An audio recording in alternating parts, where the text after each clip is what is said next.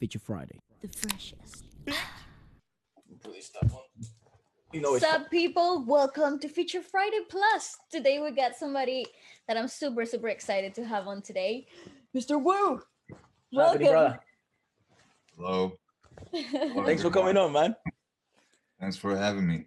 Nah, absolutely. Now, honestly, it's been super exciting to have you on. I've always liked what you've done in your personal work and stuff, and I've been following you for a little while. So I'm really thankful and grateful that you've decided to come on the podcast. So thank you. Thank you too for having me. Very It's my fun. talking to somebody in London. You guys are in London, right? Yeah, that's right. It's my first time. I always wanted to go to London. Well, Yeah. you're welcome anytime. You guys have to- The dancing here in London, it's pretty cool. It's pretty hardcore. It's Yeah, like I know. it's very underground, and they do a lot of stuff like ballets into the whole like battle dancing and all that stuff. So they're pretty hardcore with it. So you'll enjoy it here. Oh yes. Oh, actually, the dance that I'm studying these days is from London. Oh yeah. Yeah, You're it's doing a called lot of jazz stuff, don't you? yeah UK jazz. It's all the step dancing. Nice. Yeah, it's from London. How did you come about that though? Uh, so there's a small group of people in Korea who does that dance, Right. and so my there's this one friend of mine. He's like my older brother, and he started that dance in Korea like almost 20 years ago. Oh wow. Damn. And recently I saw his video again, like his old videos, but it's just for some reason I just wanted to do it, learn it. Well, Yeah, so I think you're killing it right now with what was the last project you did for Holo? Oh, that was insane. I You got like absolutely some adore flying that. shoes going on in the That background. was insanity. I Shit was love hard. that. You choreographed that though, right? yeah. And yeah. That's cool. No, that's dope though. Really, I really like what you did there though. Like the whole cinematic feel to the video as well. It was so dynamic with the choreography. I loved how everything came together. Obviously, you put a spin to the song. You gave a modernized song a really cool vintage filter. That was super dope. I really like that. Yeah, when I heard the song, it has some like jazz feeling even from the beginning. The chord Mm-hmm. progressions are very jazzy. Yeah. Yeah, and I was studying all that stuff for like 6 months or so now, 6, 8 months, 6, 7, somewhere around there. And when I heard it, it was just perfect for what I was doing these days. That's Yeah. dope though. It's So, funny. mm, It's funny because like jazz here in London and jazz dancing is not that popular. So yeah, I Well, know. It Yeah. used to but be it pretty depends. popular back in the days. Yeah, it Yeah. depends. It depends if you're like training. If you're like into theater here in London, they make Mhm. you train in jazz. Like jazz dancing is a part of the core essence of training here. Mhm. So yeah, if you're not a trained dancer, then you wouldn't know how to dance jazz. But Yeah. that's why I find it so interesting because like you started doing stuff like on the urban scene though, right? Like hip hop and stuff like that. Yeah, I started with street dancing, and jazz is not popular over here either. right. I don't think the dancing, the music is probably big, but still, but the dancing is, and especially the jazz dancing that I started with is type of street style jazz dancing. Yeah. Like Interesting. That's a bizarre combo. Street jazz, right? yeah, there's a street jazz that started in UK, Cool. so and it's only a small amount of people that does it in Korea, even in UK, and there's some in Japan. That's Right. so So dope. yeah, so from what I heard, I haven't met like the dancers from other places, but my teacher, he said whenever they meet, it's like meeting a family member. Yeah. It's like Lola's brothers. Yeah, like how some street dancers they fight because Yeah. there's a lot of emotion sometimes. So like when they battle, they fight and stuff. but the UK jazz style dancers, they're like, It's oh like, my god, you do brother, that dance too?" You know? that's dope. They immediately bond from what I heard. That's lovely. That's cool though. I Yeah. think I think that's what happens when a community is so small though. They appreciate that others also resonate with them, you know? So like you get that instant recognition from everybody. It's like, "Oh my god, you do Yeah. it too." Yeah. I noticed I never heard any drama with this genre of dance, you know? That's dope though. That's So, good because you got drama in dancing anywhere, wherever you yeah, go. yeah. Like always some drama. Oh, she got better costumes, or this person's talking about bad about this other person. There's always drama. Like it's So this funny. type of so this type of dance style, it's like species that are disappearing, you know? Like an Like an extinct, extinct. Yeah, yeah, it's like just like danger in moving extinct, extinction. you know? Yeah. You know, That's and dope. that's actually a good point. That and that was a bit the reason why I was so excited to sort of speak to people like you, brother, where you've all you've been involved in the industry for a long time, and but also one of the bizarre things that we're discovering at the moment is, by the way, if we're looking to the right, we're actually looking directly into your eyes. It's just demonetized right there, you know. Oh, really? um, but the reason why I was so excited is because one of the things, and I sometimes I get mad at myself at this because I enjoy music thoroughly, and we make music ourselves, and we grew up in the music industry in South America, in Venezuela, and I never knew, man, that there were so many different industries that had so much remarkable music, dancers, actors, and now I can't think of a world where I don't know about the Korean entertainment industry because they're basically a powerhouse of entertainment, man. It's 24/7, insanity what they there's just do. stuff going on, and it Yeah. was so mind blowing to me the fact that we're in London, man. It is far, like Korea, South Korea is far, and in South America you would barely hear about South Korean music when we were young. Now it's really big, but Mhm.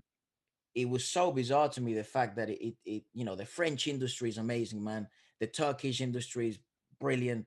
Uh, Obviously the South Korean industry is insane, and now hearing you, like, you take bits and bobs and inspiration from different parts of the world. It's so like, damn, this, like, literally the whole planet when it comes to music is just one.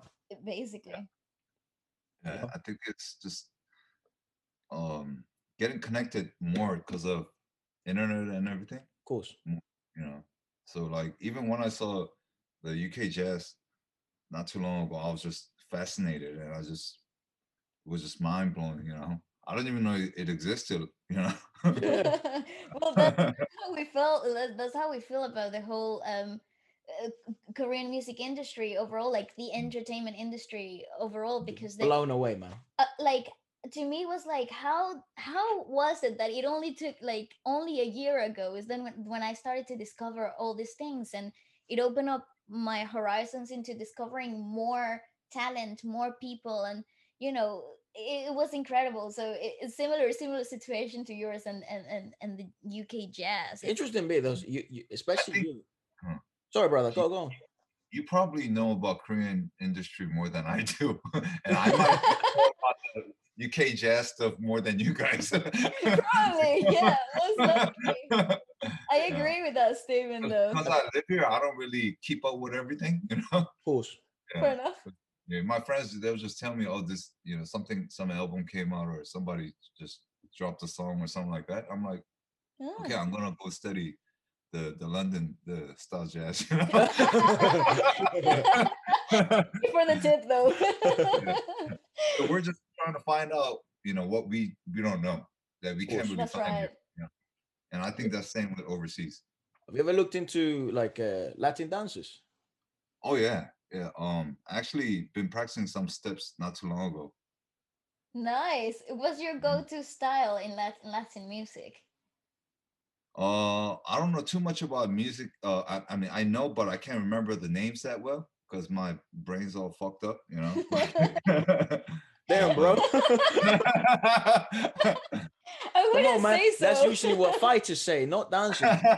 You know. oh yeah, and I used to be like that kind of kid back when I was younger. I'm not like that anymore, so my brain's a little bit damaged, you know. Right. So But maybe you were a fighter. I used to be, but I these days I've been listening to Santana. Santana, of Yes. course, yeah. Amazing. Yeah, I've been listening to it a lot. Yeah. Nice. So that Latin jazz, like Latin jazz fusion. Again, yeah. Yeah. That's amazing. I could suggest some other artists if you're into it, like no problem at all. You might want to listen to some Tito Puentes type stuff. It's like Latin jazz fusion. Sick. Man, I'm gonna write it. I'm gonna write it down right now. Yeah. And Spelled Tito. Hold on. Tito. Space Puentes is Puentes. It's old stuff, but it's good. some good old stuff there. Okay. It's like proper Latino shit, man. Damn. Next time we see you, you're gonna be Latino for real. You'll be dancing salsa for us. I actually love that dance a lot. You know, I like watching it. Nice. I can't do it that well, but I just have this admiration. There's some dance like that I can't really do that well, that I have an admiration, like ballet and Latin dance. Yeah. That's dope. I love watching it, but I can't do it that well. I'm actually thinking about taking some ballet classes after this COVID stuff, you know. Yeah, that's incredible. It's hard though. I used to take ballet classes, but I never did dance training when I was in Venezuela and back home. I never did any dance training. And then I came to London, and then they started throwing some technical stuff at me, like ballet and tap and I was like, holy crap, I don't even know how to stand on my own 2 feet, you know? And everybody else around me was like, been doing ballet and tap since they were like 3 years old, and I was like, what the hell do I keep up? I'm so jealous of those people who started young with ballet and tap. Me too. Yeah. I started tap at the same time because I noticed everything was connected with the step dancing. So I bought tap shoes like 5-6 months ago, and I started, and that's awesome. it feels like I never danced in my life, you know. Absolutely. Put on that shoes, I'm like, you know. Yeah, it's so hard though. I remember the first time I put on tap shoes as well, and people were like, "Oh, and this is a shuffle, and this is a shuffle time step," and I was like, "I don't know how to stand."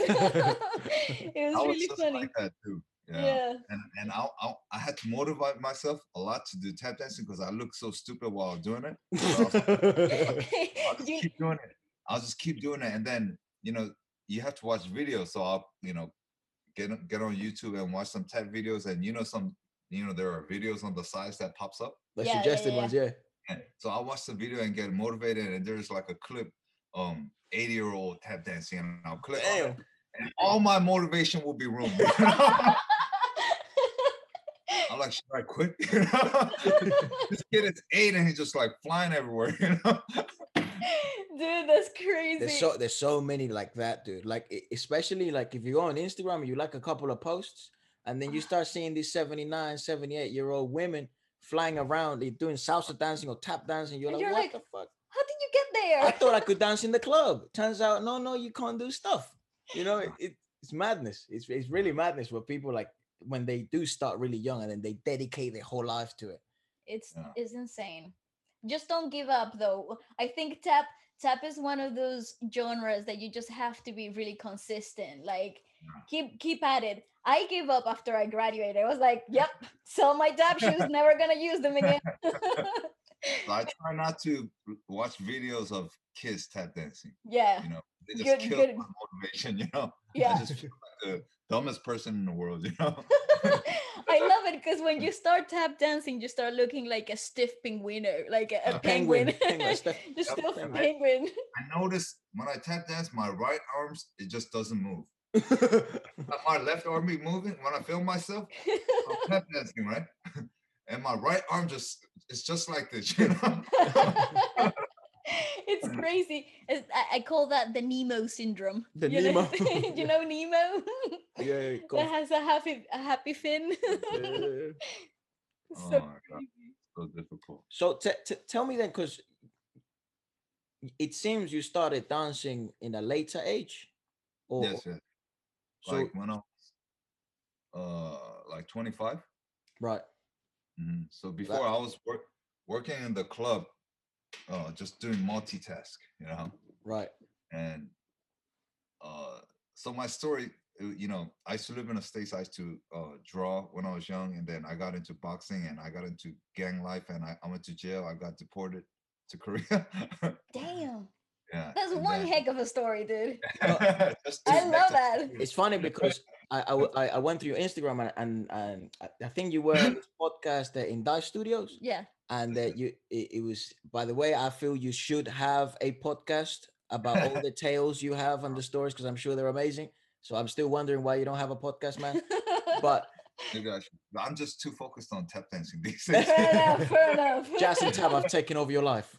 Yeah. But I didn't want to listen to it more because obviously in a super awesome position right now where we can actually talk to you, and we can hear sort of your origin story. But don't be afraid to go as deep as you like. But what is your like origin story? You went to America for what reason, or you were born there? No, I was born in Korea, and then my mother, she left to the States when I was about first grade. Right. Right. But she wanted to take me to the States and have a better life because my mom was going through a lot of stuff in Korea, like the divorce situation. And I had like, you know, a half brother that I didn't know. And I recently met at that time when I was in the Damn. first grade. So she left to the States.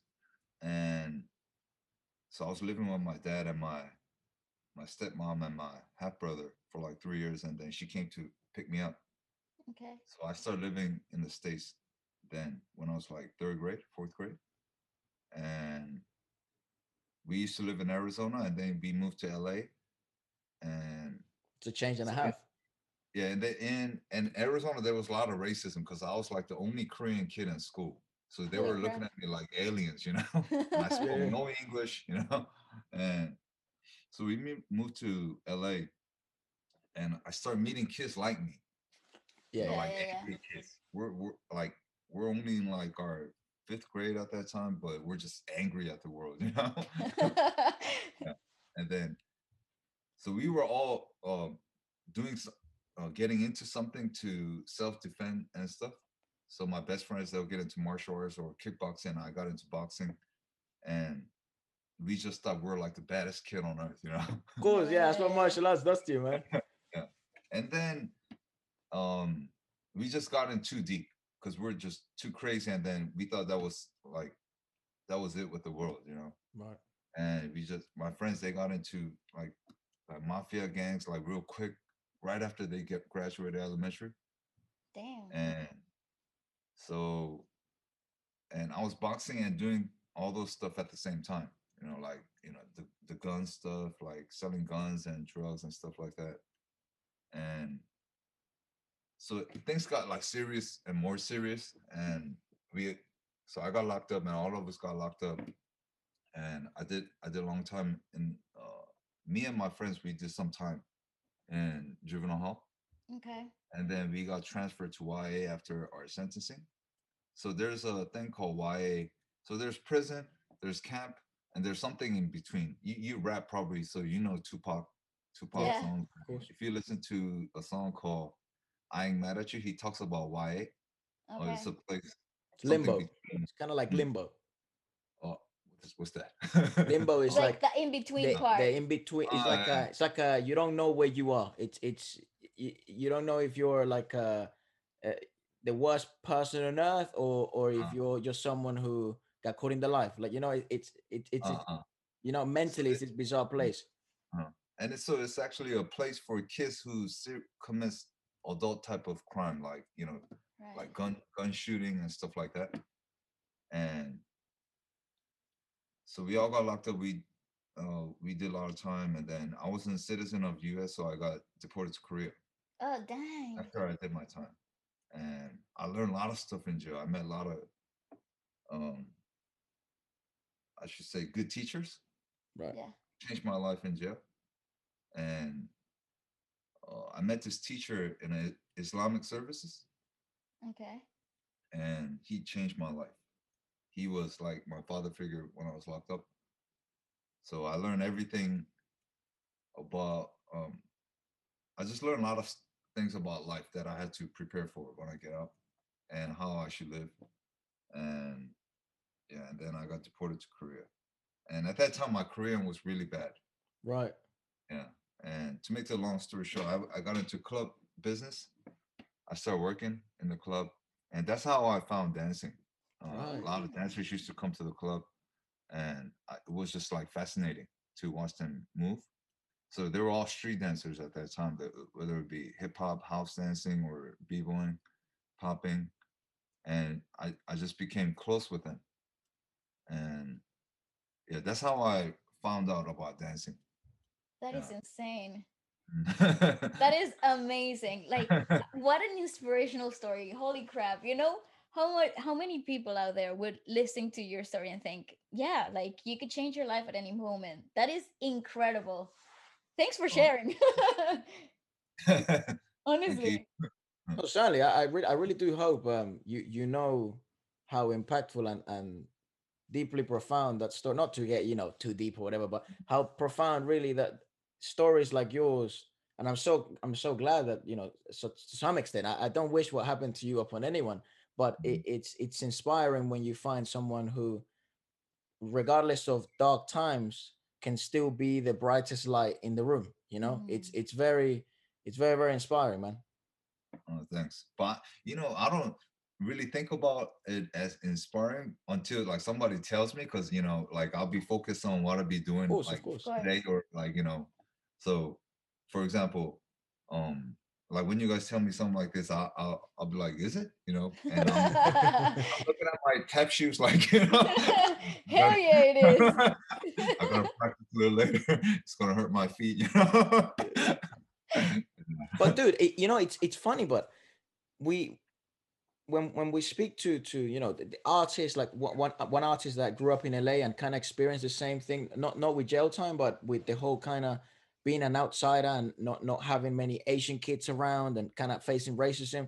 He's from the Philippines. His name is JR, He's and an R&B singer. he's an He's R&B singer insane. from the Philippines, but he was born in LA, and he absolutely blew up in the Philippines.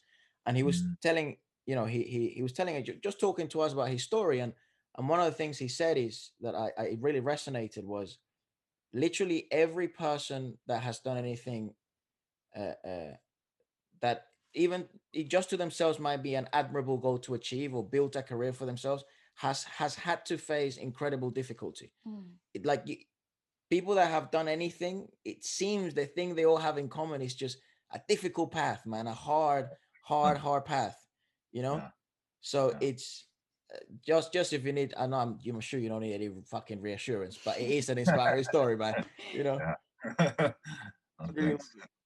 Yeah, no, it's crazy. I listen to other people's stories, especially here in London. You hear when you hang around a lot with dancers there, their whole community here in London, and you hear people with different stories, different backgrounds, people that have traveled half of the world to come train here in London, that Mhm. have literally left everything behind to just to follow a dream. And you listen to those stories and you look at the people, and and they would talk to you and say, I feel like I'm wasting my time. And then you as an spectator, as somebody else who shares the dream, you look at them and you think, what the hell, no.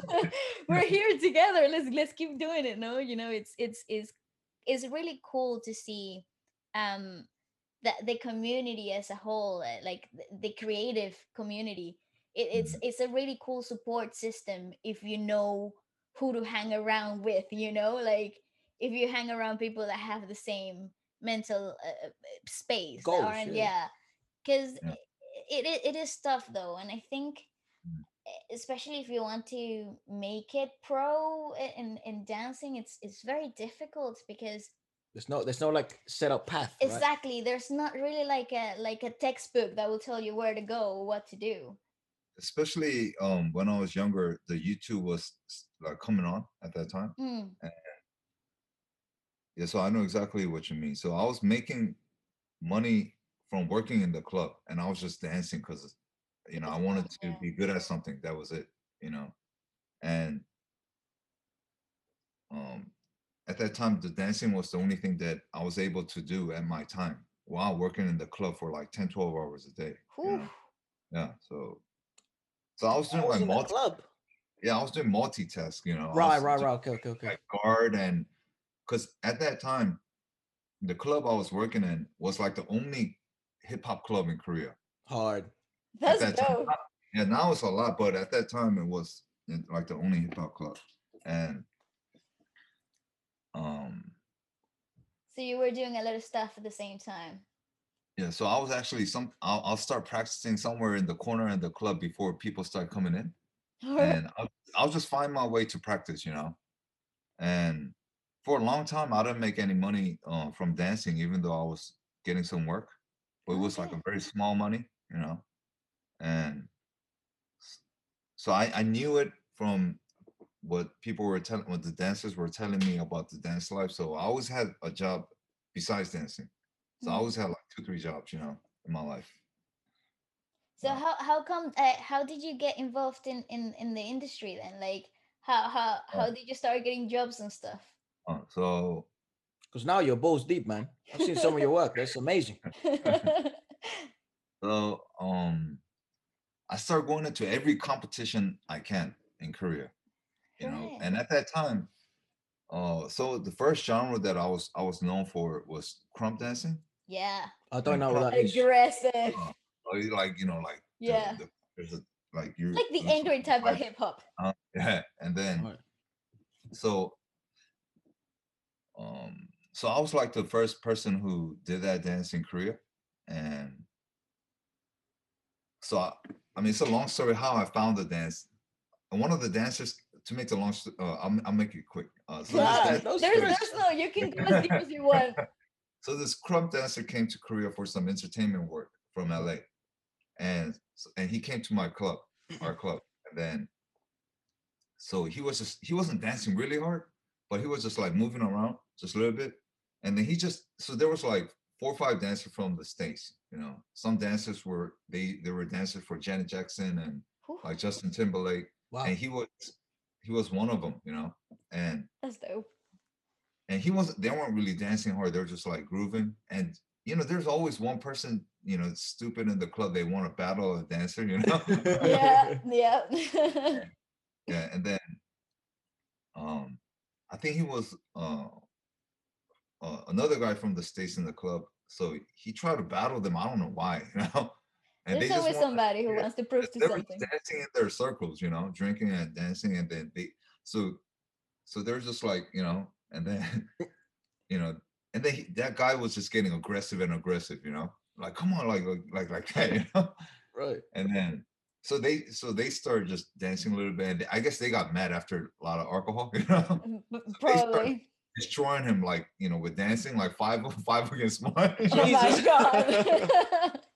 Just to learn a lesson. And that's when he started like crumping, you know, Mm, and it fascinated me. And so I asked him what it was, and we became close while he was in Korea.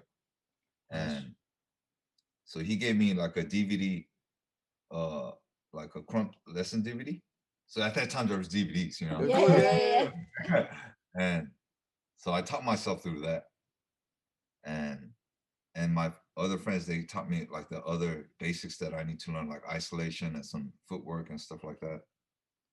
That's so And cool. I guess like some old videos, some videos got viral in Korea, in Hmm. Korean network system. I mean, the internet stuff. Uh-huh.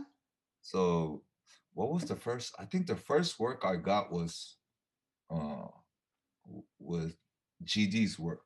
Oh, You know, really? yeah, at that time, yeah. The You That's mean first, that? You mean so that's in G Dragon, right? yeah, the Big, mainstream stuff. Bing Bang. Yeah. Yeah. Big Bang. And at that time, I was so into dancing. So it was like my first or second year. That's And awesome. so I didn't really know who he was, you right. know? Yeah, yeah, yeah. And and so I told some of the dancers that, they told me to come for this work. And I don't know Yeah. if I could go because I have to work and like I have to practice. They're like, you stupid motherfucker, you go. Literally, you go. Like, and then so my peers, they taught me who he was. So, and I did like some insert of his rap on stage. And that's when I started getting some work. Right. And Well, it was started with surprised, like, big names though. and I was still like in my first or second year of dancing, and I was still working at the club. Nothing was changed for me after that, but people will recognize me because I was in TV for about like 20 seconds or something like Nice. that. And um yeah, and then people would recognize me while I was like cleaning in the club, It's like, oh my God, you're the guy from the I saw TV. you last night, on TV.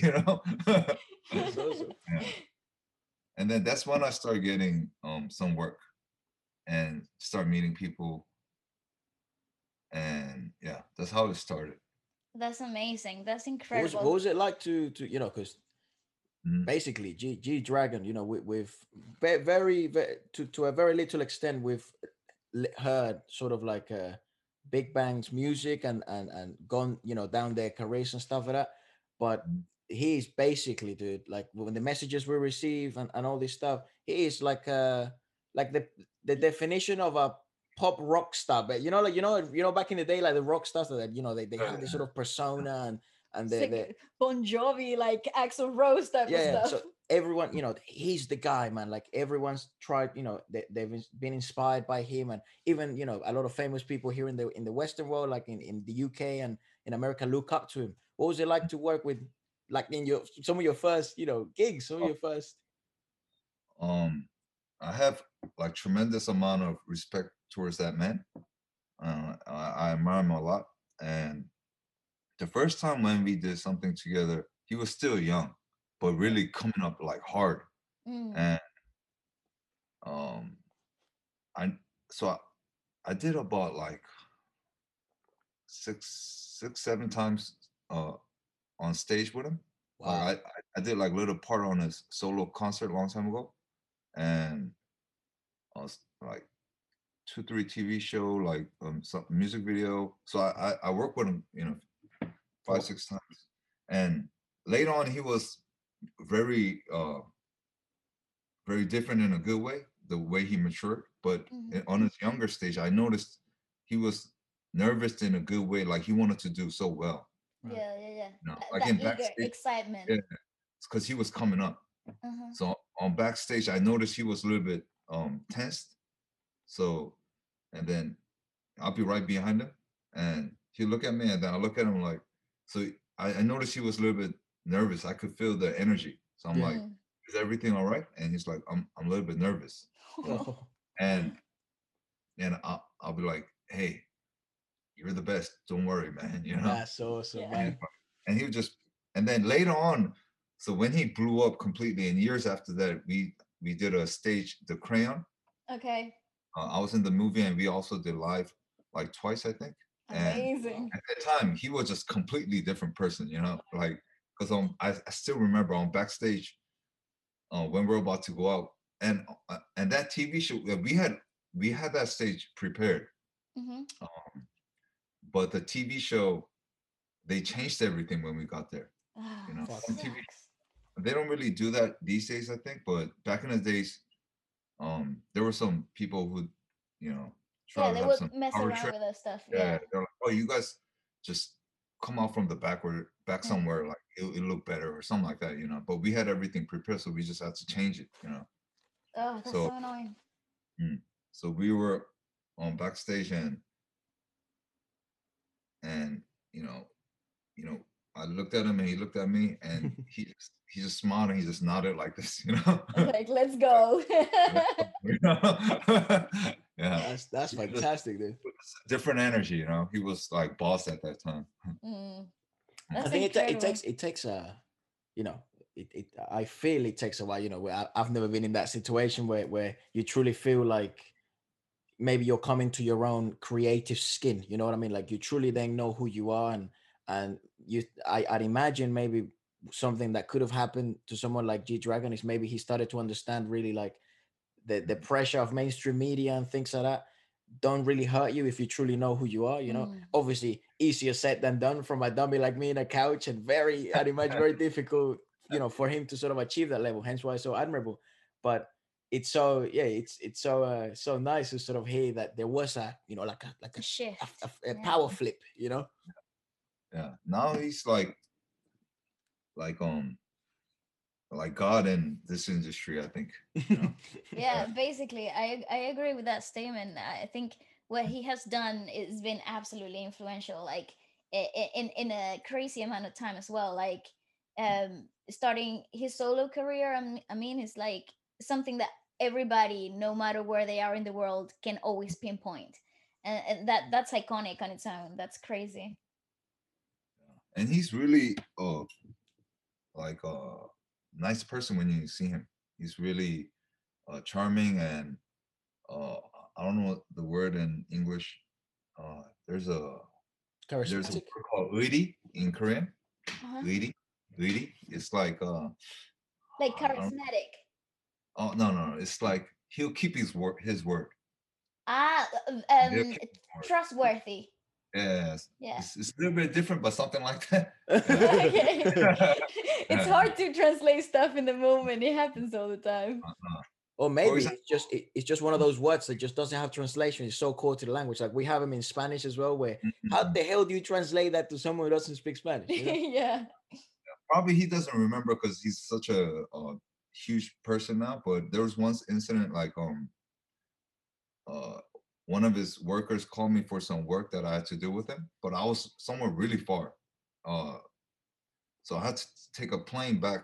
So I was far away from vacation, you know. And Okay. they're like, "You have to come tomorrow," you know. I can't, you know. And so we hung up, but they called me again, like twice more, I think. They're like, "Oh," and Just so fly I out. felt Yeah. I felt the seriousness of the work, you know, when they called me like the third time. So I just canceled everything and I flew back, you know, Oh Okay. well. and um and he will, how can I say it? And he would do he so I guess he felt like I did him a favor in a situation I could it was hard for me, Mm. and then he also did a favor for me in the future. Right. So Mm. there was like some like Loyalty, like, you loyalty know. Yeah, based stuff. yeah. Like, loyalty is like the good word for it. Yeah, Yeah. That's that the word incredible. that I told you about. Yeah. Because you know Mm. that's a lot. I think, you know, a lot of people have this sort of like I don't know truly like no one really knows what fame, power, notoriety, money does to someone at that level, man. Like the level Mm. he, you know, he's obviously reached. It's you know, he's Chris Brown is, you know, is in that type of stuff. Adele, like all these guys were monsters. G Dragon, they're all like the pinnacle of music, and no one really knows what fame, power, notoriety does to that person when they get to that, you know. And that I think a lot of people feel when they watch these sort of inaccessible people, like Mm. I don't, no one knows what it's like to be G Dragon. You know That's what I mean? right. Only G Dragon truly knows what it's like to be him. Mm. So it's yeah, it's you, maybe you feel like those values may change, or those sort of, you know, that loyalty may change as so many things happen in his world. But yeah, I think one of the reasons why he's been able to achieve so much success is probably because he's very true to his core, like the things that he, you know, the moral values he has built Mhm. throughout his life, he's maintained them, you know. Mm. And one thing that was really cool about him was, um, like when we practice, he'll have his own swag that was really beautiful to watch. You know, it was something different. Right. You know, like for example, like I worked with Taeyang like a couple of times. Okay.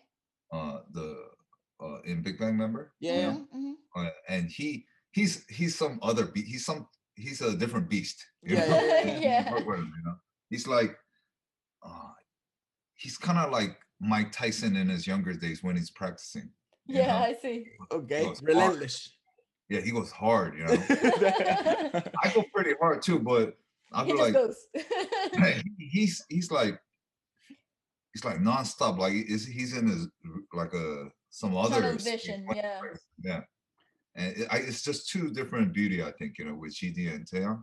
Taeyong's like just like a beast, and GD's like a water that it flows. Yeah, like Really, a creative. He's yeah, like more really creative nice. than, yeah.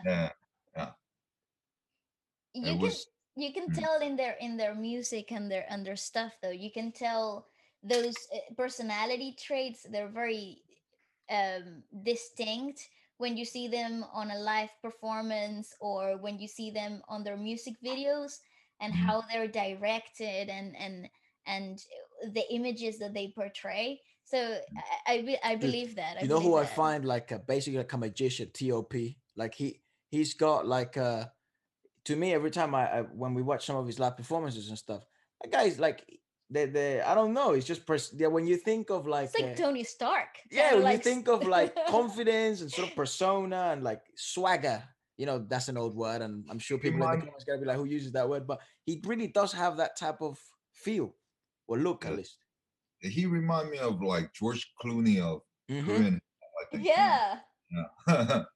Yeah. He's a peculiar one. He really is a peculiar one. I was watching one of my favorite albums at the moment. Actually, it's an EP. It's a Crush's album, Oh uh, yeah. Oh, and Crush. Oh, He's in the so army good. right now. He is. I Yeah. didn't know. I actually choreographed all his um the last concert he had. It was 3-day concert. Yeah. Yeah, and I had to make everything with the dance stuff. damn. My I, God, dude. Do I you had have to get all clips? the. Where can we see that? Oh, I think he actually has some type of DVD or something that he sells with that concert. You Right, know. cool. Yeah, send Yeah. us the link. We'll buy it. I want to check all that stuff out, man. Definitely. I would love And to see your work. there's That's some insane. there's some practice clip on my Instagram while we are getting ready Okay. with Crush. There's actually two videos. One funny video I did, and one he's actually doing pretty good while we are practicing. Yeah. I think I saw the funny one because it blew up a little, Yeah, and I was like way behind him, and he was doing something funny type of disco dance, and yeah, I was just looking at him, and it just went on for like an hour, literally. Yeah. You have an incredible sense of humor, especially on well, Instagram. no, I'll say you have a peculiar sense of humor. Lots of A lot of booty slapping, yeah, a lot of ass Yeah. slapping. and it's always towards my little bros. Right. But they slap my ass too, Just like a weird brotherhood we got. Yeah. You see that a lot like in sports teams for some reason. Yeah. It's such a like I don't know, because it's much better than like a handshake because Or it's like not a as high five. serious, Yeah. but It's like it also job, means you know. yeah, like how you do to a horse, like go kick some ass, you know what I mean? And sometimes they just slap it too hard. But they just slap it weird, like they'll slap it twice, like you know what I mean? It's crazy. Yeah, but that's I was listening to the album, to the EP. Actually, before we were just recording, we were listening to that features guy with Taeyong and stuff like that. Oh, what is it called? For her or to her or something like that. Wait. Crush. I His think it's new called For EP. Her. I think it's for her, but I don't know. Yeah, With with her, her, with with her. her. The So EP. that's the you've choreographed for the live one for that EP or for another show. So that was his last EP before we Yeah. went to the army. So before that, Right, before right. Okay. the 3-day concert, you know. See, So it was all the songs that he did from Hug Me to The Present, yeah. right before that EP you're talking about. That's incredible, though. I think his musicality is insane. I'm sure you had a blast choreographing to his show because It's intricate, and I have his his music, man. musicality is like absolutely out of this world. Yeah, and so I was working with him since the beginning, from Hug Me to Mm-hmm. the end, Wow. before he went to the army, and so we already had a lot of songs that was choreographed from his first album, but it was hard to bring it back. Of course, yeah. And then And then he called me like at a little bit too late. So I had to get prepared. Like I had to call all the dancers, like, we have to get together and get this ready, you know. And there was a lot of new songs that we have to make. But it was fun. And it was also experience for me to have a little bit of um taste working with Mr. Sai. Oh, cool. Because he was there while we were rehearsing. That's And insane. yeah, He's and like a legend. I loved how he was like telling the organizers and the directors of the concert like a lot of directions. Mm-hmm. Yeah, because some bosses they don't do anything, Right, right. Yeah. They just let they just pay the people and just just do whatever you guys want, Yeah, which it could be good because that's also a trust. But the way he was working was different. He Right. was because I think he cares. Yeah, I think he cares about his artists as well as he does in the craft itself. He's somebody who seems to be, I don't know him, but it seems to be somebody who's naturally i- involved. yeah, Because and he's also a great performer, so he knows how. He's exactly. been there, right? He's been there, done that. So it's a bit easier than for him to sort of look at it from your perspective, right? And then look at it also from all these corporate and all these directors and all these other people's perspective. So and it was good experience, and I also loved how he worked. Yeah, In what 'cause sense? Like I what? could see I could see that he really cares for his artists. Mm. Right, right. That's really cool. That's something unusual though. You don't get to see that often, especially from Mhm. yeah, Even especially from like the old people, like the big dogs in the thing Right. in the tank. like some like little details, like he would tell Crush like you should do it this way, and it would look better. Yeah, Yeah. and it was really good watching it. Yeah. What? Yeah, I imagine that's one mind that is fucking brilliant. To sort of get a chance to. He's built a whole empire. Well, yeah, I mean, and I think he's also like, I don't know, man. When you watch videos of him, because I watched here with the channel and the podcast, people sometimes send us links to these videos that not many people have seen, like behind the scenes stuff. And I've seen a couple of videos of him, like how he used to get ready for shows when he was performing, and how he, you know, Like how directs Jesse's shows and stuff like that. and dude, that guy has so much like energy and passion towards the craft, like towards music itself. That must have been one hell of experience to sort of just watch and pick up stuff. Yeah, and also like while we're rehearsing and when it was almost done, because I was looking from the bottom to the stage, Right. Mhm. he just came towards my direction just to shake my hand, Wow. and That's amazing. oh, nice to meet you. That was like the first time I met him, and it was like, thanks for taking care of all of this. And then I just shook his hand like I'm shaking hand of a messenger. Oh yeah, That's insane.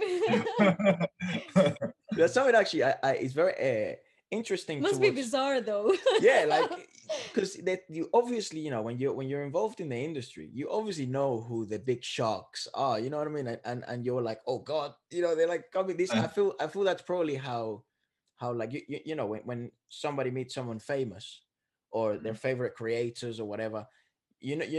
Sometimes you might say something dumb because you're kind of taken by the moment, or they kind of it's so bizarre, like the social dynamics when you obviously admire someone or look really up to them, and the fact that they take the time then to really show appreciation is awesome. Yeah, he had a great smile. I was like, Yes, thank you. Thank you for your grace. I was like, is he coming this way? Oh my God, he's coming this way. That's insane. For real. That is so cool. Just out of curiosity, like, what is your favorite project that you've taken part in? Like, what's one of the things that marked you so far? um, uh, the crayon, I had a lot of fun. Mm. The video when I was there was the the vibe of that day was really fun. It's good. It was really fun. Like we were joking around a lot, and the jokes were just hilarious. That were what we are talking about, you know. And, it was really fun. They had good food, and yeah, and it was just fun, you know. Like I had to slap. I had a chance to slap the GD's booty, you know. That always must be a highlight. It always must be. And everybody, it would be just freestyle. If you watch Crayon, there's some clips in black and white. Yeah. I come out a little bit towards the end, and I come out as like this monster, like this. I don't think I've seen that video yet. No, I don't think we have I don't think we've either. seen that video yet on the channel. So we'll definitely check it out after this. Yeah. And I also posted a clip of that part on my Instagram. If you scroll down, just black and white, where I'm coming out and Chidi's shaking his booty like this, like spanking it, you know. Yeah. And everybody was just like dying because that wasn't planned, you know. We were just like improvising somehow, you know. And he just turned around and started shaking his booty, so I just went bam, bam. It's a good opportunity, like I want to like, you. It's quite nice. Oh, that's firm enough. I was like, very good booty. Slap 10 out of 10. I'm sure the booty woo approval. It's very sought after. I slapped the God's booty, you know, and it's nice and tender for fans. I love that. We'll definitely check out that video. That's a fun one because we, as I said before, we've dived a bit into Big Bang, but not really as deep as I think we would like. Yeah. And no, but that would definitely check that one. That was definitely You gonna bring out the sold laughs. And Lehi's HOLO. Oh yes. It was very, because they gave me. I think this was my first time working with AMG. If I think about it. Okay. Right.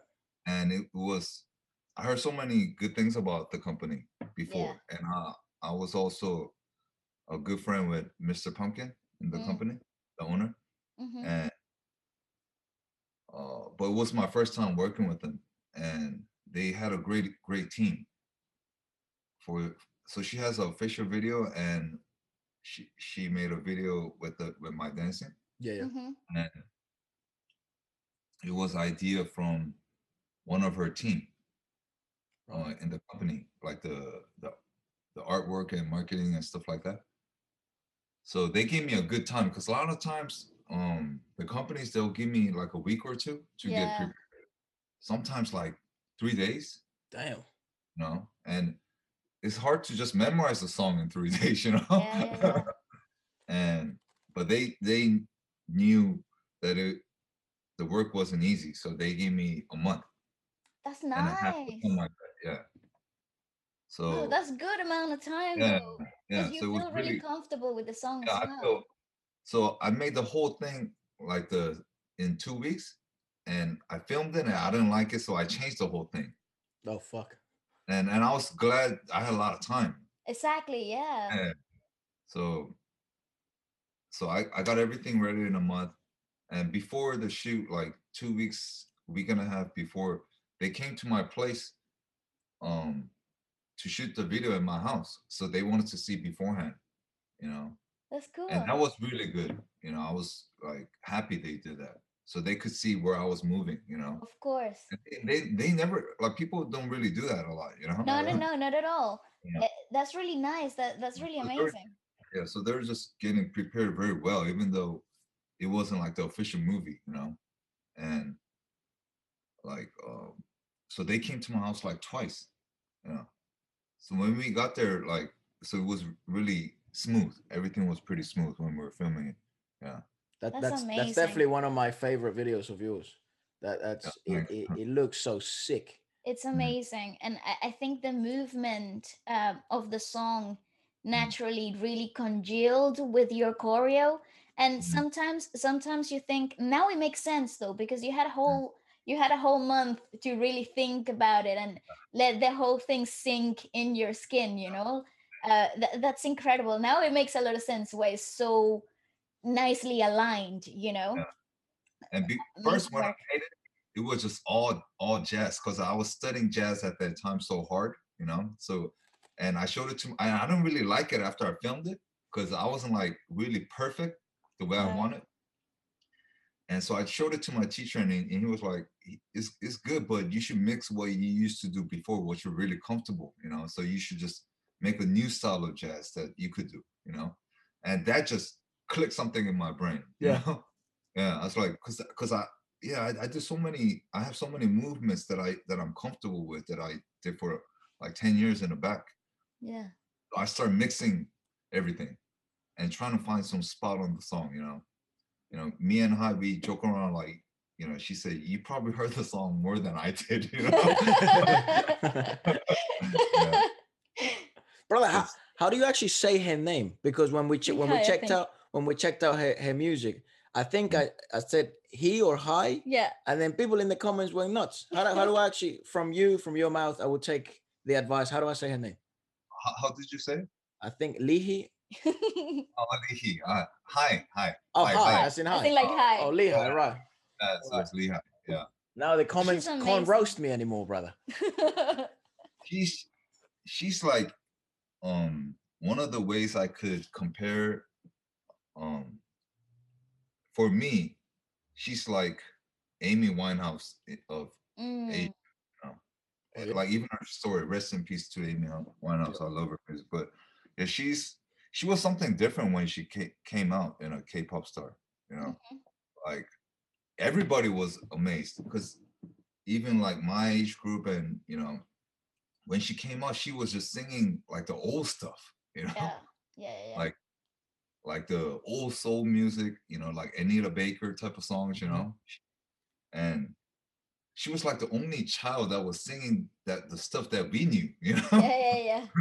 The stuff my mom used to listen to. And she just had that soul, and she was just amazing, like from the beginning when she was like 16, 17 when she came out.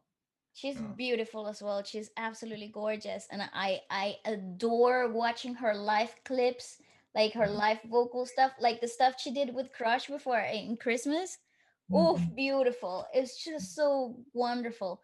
Her vocal tonality is so warm. That makes sense. You say that actually, because the stuff we seem to enjoy of her is that soulfulness that she does bring to things. So it's no coincidence then that that is kind of how she started with that sound. And she knows all about the classics and the music of old, which was like, because I'm really, since when I was young, I used to like the music from like 60s, 70s, 80s. And she just know everything.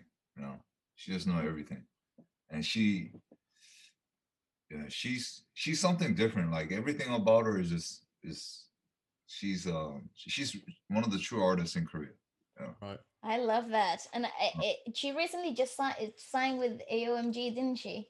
It's like that's really cool because I think it also brought like a whole different light to her creativity. Like it's shining a different side, it's showing a different side of her, and it is really cool. I'm really liking what she's doing lately. Like her more intimate stuff, like the acoustic stuff she's been putting out, dude, it's just clean, man. It's so smooth.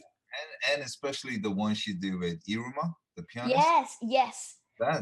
That's amazing. Which one was that? It was a like a piano, like like an orchestra type of like arrangement of HOLO, but it was just beautiful, Ephra. It was absolutely gorgeous. I gotta show you it.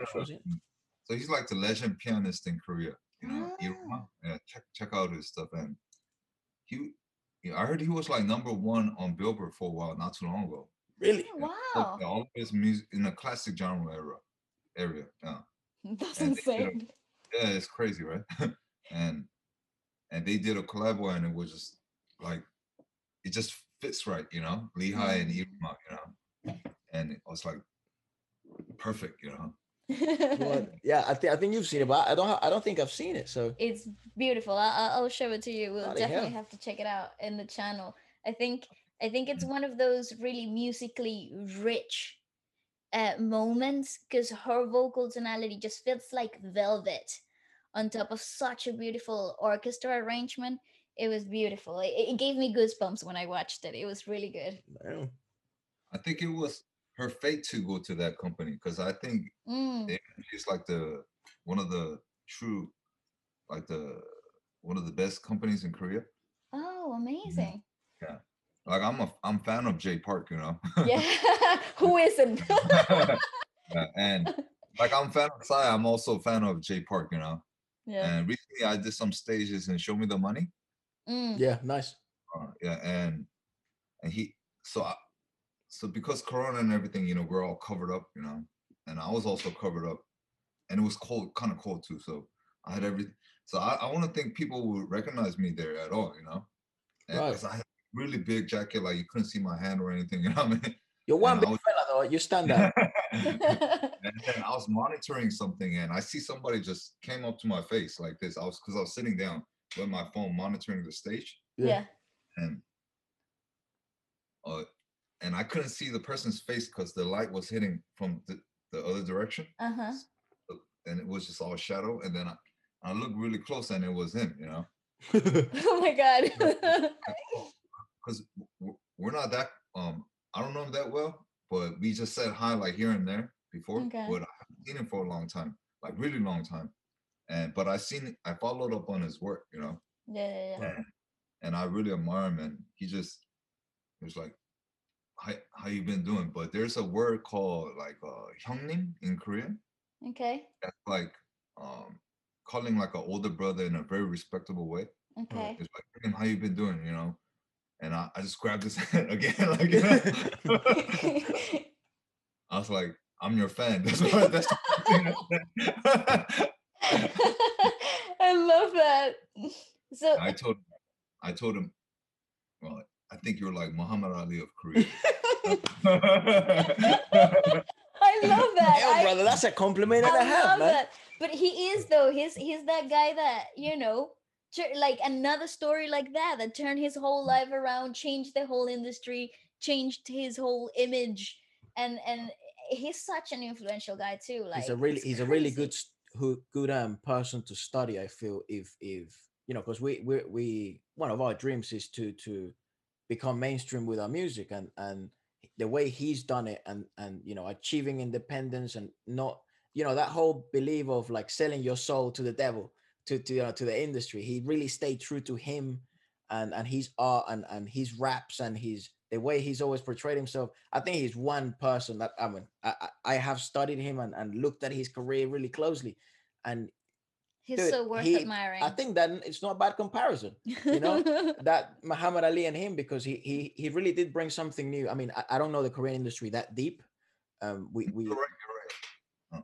And you're right. He's very like brave too at what he's doing. You know, Yeah. he'll say speak out what he have to speak out, It's and courageous, yeah. yeah, he's a true leader too with Mm. his for his company. Right. Yeah, and he's like in Korean. There's a saying there. He has a I don't know how to say. They might have the same phrase. You have a big plate. Uh-huh. Okay. Yeah, he's a person with a really big plate. There's a saying in Korean. You know, like Right. So there's a lot to serve. He has carry. a lot to Yeah, give. yeah, he could carry. You know all the load, Mm. and he delivers, and he's like he keeps his word. You know, Right. and he support his fellow artists like 100%. You know, he put in more work for his artist than anything. You know, Mm. uh, He does seem to be like a giver, yeah, you he know. is. Uh, Because maybe because he understands the inner works of of the industry better than anybody else. He knows what it's like to have everybody with you and then have everybody against you. He knows what it's like to handle the media. He really is somebody worth being mm, around with. Like especially if you're involved in the whole entertainment industry. mm. And he just moved. He just keeps stepping to a better place. You know, whatever situation comes on, good, bad, he just keeps going. You know, yeah, Yeah. he's like a big person, like a big man. You know, Yeah. yeah.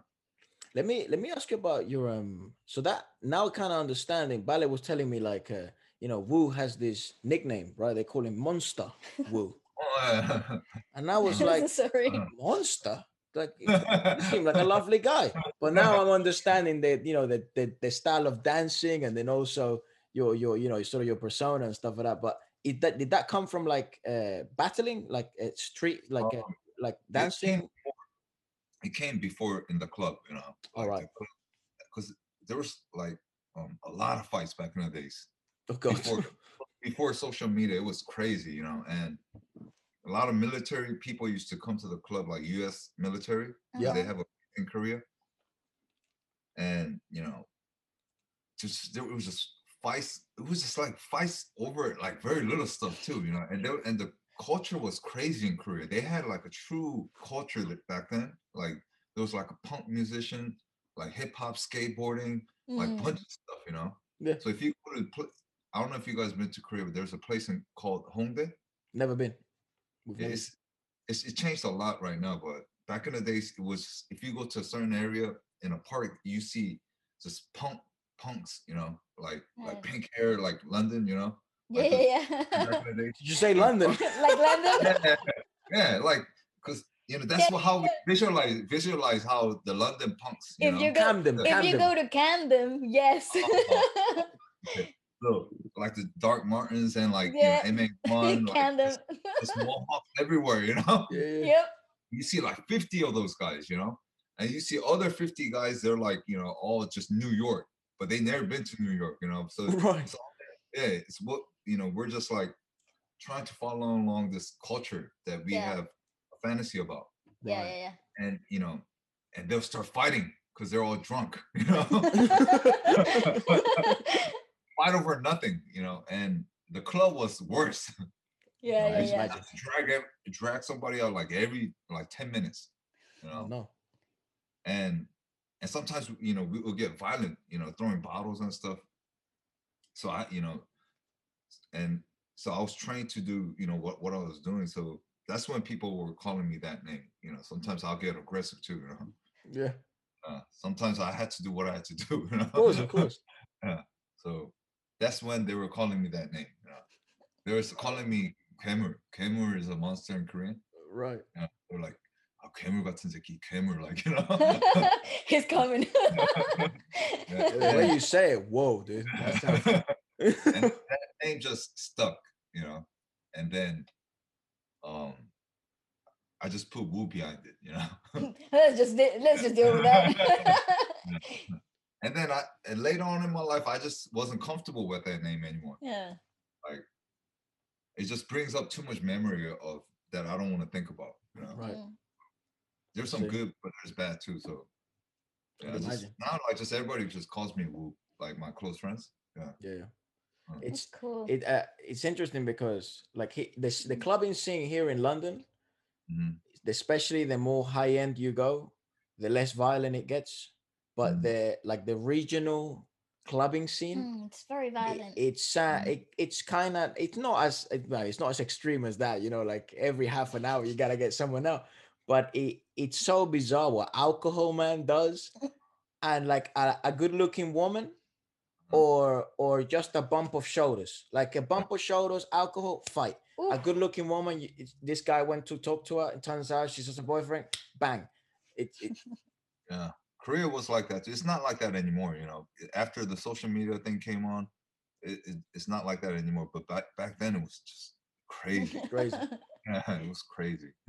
That's very peculiar. That you actually mentioned that it seems they had this sort of like groups of people that kind of copied fashion sense and also like kind of, I guess, aspects of cultures from all over the world. Because I actually feel a lot of, especially fashion, um, being involved in that world for a little while here in London myself, it's you can notice that a lot of the trends that we pick up here in London and in Actually come. US come a lot from South Korea, man. And Or Oh, really? Japan. Yeah. Japan, South Korea, Thailand seems to be one. So but we pick them up about 3-4 years later. Yeah, so you start wearing stuff in Korea and it becomes really trendy for you guys, and then like 3 years later we're starting to pick up on the trend, and it's really funny.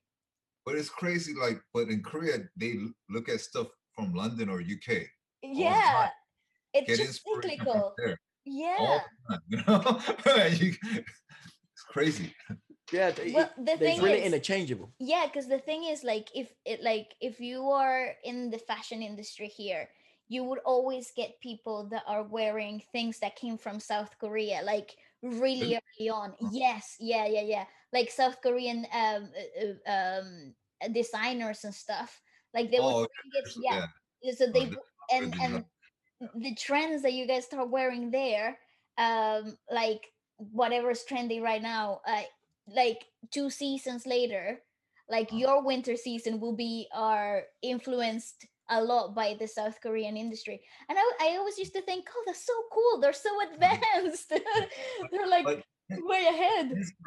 inspiration is a lot from UK and London, Paris, a lot of the and they I guess improvise it, you Yeah. know, and get inspired from there and make something of their own in Korea. Mm, But because I have a lot of friends who's a designer, mm, and most of the every day what they're looking at is something from the past of London Hmm. streets, Yeah, yeah. you know, It's and they cyclical. get, yeah, and they get inspiration from there. yeah, Yeah. that's Yeah, cool. and now, like, if we link it to music, one of the Mhm. things that we're noticing right now here in the UK and the US, actually Europe as well, it's that you're starting to hear 80s sounds.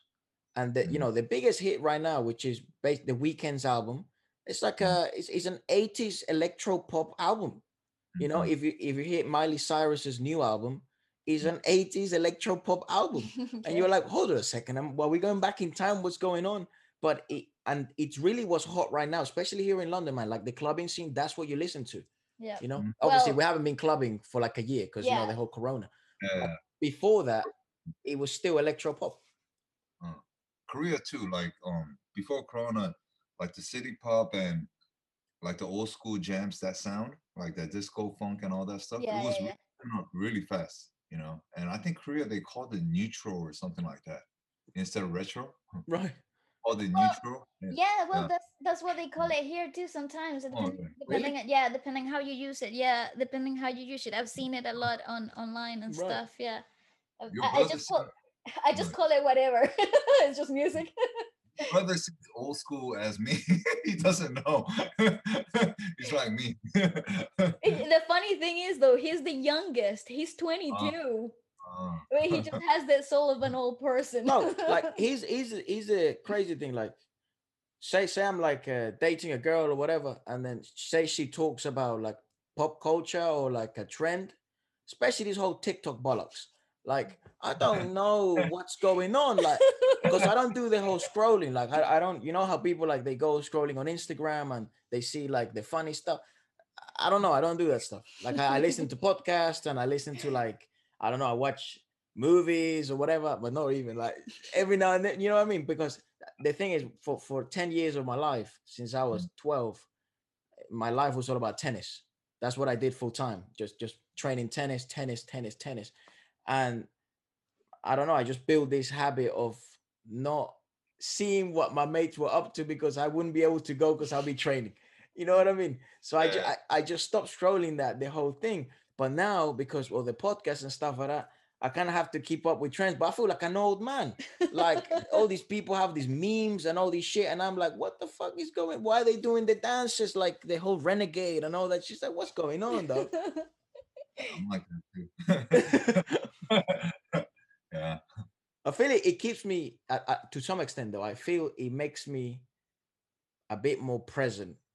Mm. The fact that and the people and I'd love to hear your thoughts on this, but I feel like when you do get caught up too much in this online world, Mhm. it does take. It sounds cliche, but it really does kind of take away a bit from you actually being present in the real world. You know, you start seeing people differently. Yeah. So I usually with the social media, I just take a break a lot, especially with the stuff that I'm learning because I'm learning a lot about films too these days Right. with camera and films and I actually shot a video recently of this black and white jazz film. Um, so I'll just take a break from social media for like a week or two. You know, like I just won't touch it for like 3 days. You know, and just work on the stuff whatever I'm working on. Because you Mm. feel it contaminates your ideas. Mm, not contaminates, but Like distracts you like from yeah, like I just yeah, maybe contaminated is the right word, maybe because Influences. yeah, I'll have my focus here, and then it'll shift or something. You know what I Right, mean? right, right. it. Yeah, like I'll be wanting to this wanting to do something that's going this way, but something will influence me from social media, and I'm like, is this right? Should I go this way? Mm. You know what I mean? Yeah, yeah, yeah. Should I film it like this? Like stuff like that, you know? Right, right. That's kind of what I feel as well. Like especially like when it comes to writing raps or things like that. Like Mm, it's I like to like write a lot of raps in Spanish and English, but mix them together. mm, And sometimes when you see like I don't know, I don't want to. Sometimes if I have an idea, I don't want to sound from another song that I really like to then mm, influence that fucking rap that I wanted it to be original. You know what I mean? But Yeah. then it sounds like Eminem's type of flow, and then it sounds like Royce the 5'9", and you're like, uh, that's not the idea I had. You know? I know exactly what you mean. Yeah. What type of music do you listen to? What you on? These days, um, these days, of course, I have to listen to jazz every day because of tap dancing, and the dance that I'm practicing, and just a lot of random house music. I'll just have it on play. Oh yeah. Yeah, and I just listen to a lot of house music, Afro house music. Nice. Yeah, like I listen to a lot of black coffee. Oh Yeah, yes. I listen to But a lot of that's a black coffee. vibe though. Yeah, yeah, yeah. A lot That's of a house music vibe. these days. Mm. Yeah, because It's- people, because like here in London, you could easily get lost in the whole house music thing, because mm. house has like different genres Yeah, integrated in yeah, itself. yeah. It's So a lot. Yeah, yeah, yeah. there's It a lot of goes like, deep, man. Like Yeah. so like the main house music, like it gets a bit too electronic, and people might not look into it, like people might just close the doors to it because of the whole clubbing idea of that house music is just for clubs or whatever. But yeah, but then you go down on like their subdivisions basically, like you find all these fusions of other genres in them, and it's a vibe. There's a deep history with house. Mm, Yeah, Chicago. It's like hip hop. They have their own like deep history. And that's I right. I listen to house music a lot these days, and I also listen to some old Korean music that was like gold. That Mm, finds me fascinating. There's some songs um that was made like 89 back in 1989 or something like that, or mm-hmm. and it's just like mind blowing. How was it made like this? Yeah, I try to find those music and listen to it a lot. Yeah, oh, you gotta send me a text with some classics yeah, I because will. I I actually wanna learn. uh-huh. Because one of the things, as I said, like one of the things we're doing is we want to dive into we have dived for a year into the mainstream scene. That's One of the right. scenes I want to dive into, as obviously my love for rap, is the underground rap scene of Korea. And but I think you really get to see the nature of the music industry and how it's evolved by listening to the classics. That's So you got to right. put me on some of that stuff, man. Yeah, and uh, yeah, there's some lot of fascinating artists from back then that I'm still finding out too. And the sound is so good. I'll send you some links. Definitely. Oh, I look forward to that. Is that whole I find it in Latin American music too, like when you go to like the golden era of like ballads or something like that, or things that, Salsa or yeah, things that influence the whole culture, that you look at it and then you start discovering new things from that time, and it enlightens a whole new world from your Mm, own culture that yeah, somehow you didn't know about. It's yeah. incredible. I totally understand that though. Mm. Like especially with like city pop type of music. Mhm. You probably like city pop, right? You listen to it. It's Yeah, okay. What do you mean by city pop? It's like what everybody listens to. Oh, well, like what everyone it's listens to, right?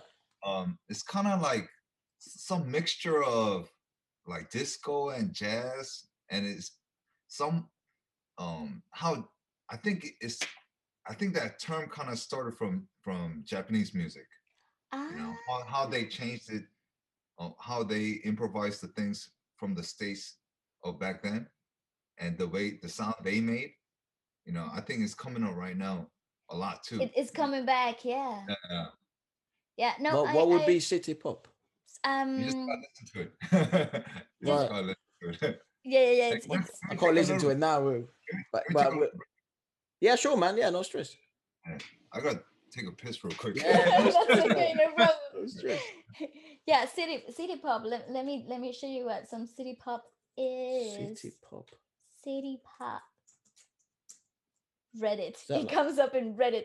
See, so it comes Oh, from the look, it says 80s Japanese it mix. comes from the Japanese pop music from the 80s, Oh, I wish we could share mid a screen, but I 70s. left the mouse over there. And we have no production teams today. It's just us. Today is just the two of us. Yeah. Yeah, so it says that it emerged in the late 70s and it peaked in the 80s. It was originally termed as an offshoot of Japanese Western influenced new music. So they were Right. taking in the what was Western music, what was popping on the in Western, Yeah, I get that. I get and that. then they like That shit is popping now. it's coming back. Yes, it's coming So back. it's kind of the same thing we were just talking about the whole electro pop 80s coming back. coming back into Everything pop is coming back. well, is This that pop, that funk pop. jazz fusion? All right. Is that synthy bass with that jazz City fusion? pop lost mainstream appeal after the 1980s and was widely decided by the what? I don't Derided by younger generations of Japanese as shitty pop. know. That's what it says there. In the early 2010s, parties through the instigation of music sharing blogs and Japanese reissues, city pop gained an international following, as well as becoming touchstone for the sample-based micro genres known as vaporwave and future funk. Bloody hell, it's so deep, isn't it? It goes so It's fucking deep. cool. But I've heard a lot of It's like stuff. No. It's what happens. Is what's happening with the whole Miley Cyrus type thing. With they're integrating. Yeah, they're integrating that funk of the bass with the synthesizers and everything else that comes with it as well. All right, I see. Yeah, so well, the 80s are coming back basically. After all this, the actual result is that the 80s is coming back. I was just reading the Japanese, the city pop history. I was having a quick history lesson. And Really good.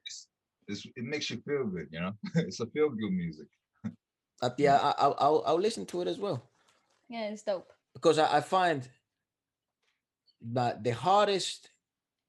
my hardest music playlist to make is actually my workout playlist because I don't like.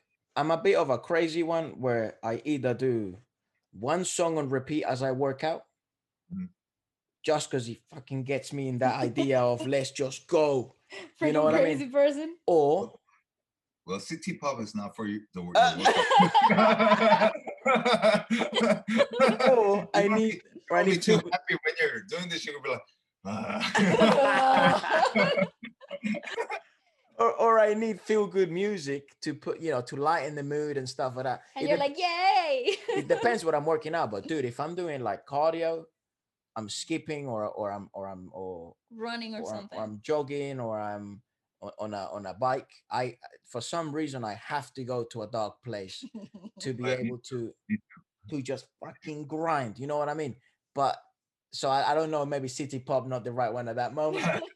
But when I'm doing, I don't know, you're abs, whatever. like a cardio or something, you know? Yeah. Yeah. But I'm like that too when I work out. There's a song called Galvanized by Chemical Brothers. Oh, Yeah, you yes, should check also it out. very good. Yeah. Oh my I'm god. on You and Ballet have similar music tastes. It's crazy though because I listen to this stuff and I think that nobody else listens to it. Yeah, I'm like that too. But you should listen to When You Work Out. That song will just get you going like What is it? crazy. Chemical what? Galvanize, Chemical Brothers. Right. Yeah. Well, I'm sure she has it on her playlist. You have to listen to When You Work Out. It just gets you somewhere else, you know? Yeah. Yeah, dude, when I was in the academy, there was moments where they would test you every 2 months. So they would do fitness tests and physical tests. And the roughest one would be the interval training test, which is 12 seconds. I think the mileage was maybe 14 miles, 15 miles. So you're going fucking quick in the treadmill. You come off, so you put your legs, I'm sure you've done it. You put the legs right on the edge so you're not dying. You rest for another 10, bang on. And you do that for about half an hour, right? And you're dripping and just dripping. And it comes a moment where you literally, if for some reason, if I were to say to myself, you can do this, you're awesome, I love your hair, Ephra, you're doing amazing, it just wouldn't click. But for me, it's like it has to be like, I don't know, like dwell in the pain and dwell in the difficulty of it, and then you kind of just go to hell and you really just try to thrive in that moment. First, I don't know, and I've heard, Dave Goggins. Oh yeah. He's obviously a crazy motherfucker. Like he is crazy, Get into a dark place, But he's spoken about it, and I don't know, it just works. And it feels good too when you're done. Isn't it? Yeah, I've tried it. So see, this here's the thing though. Here's my experience. I've tried the whole going to the dark place situation when I'm working out.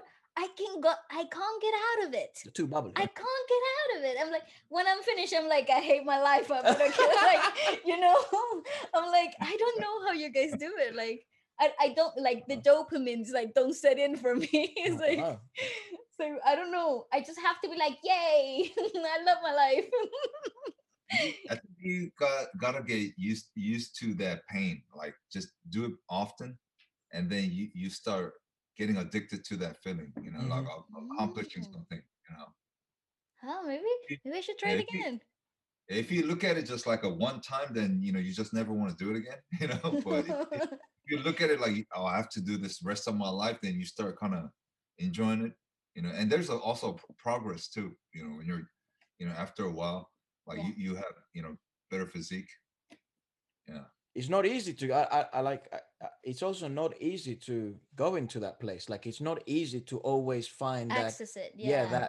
That kind of weird darkness that also fills you.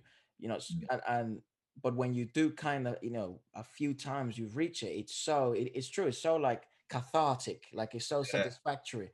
Yeah, it feels good. It feels good. You not think, brother, like, and you're obviously someone that has dedicated their life to the art of movement, dancing. I consider fighting, dancing,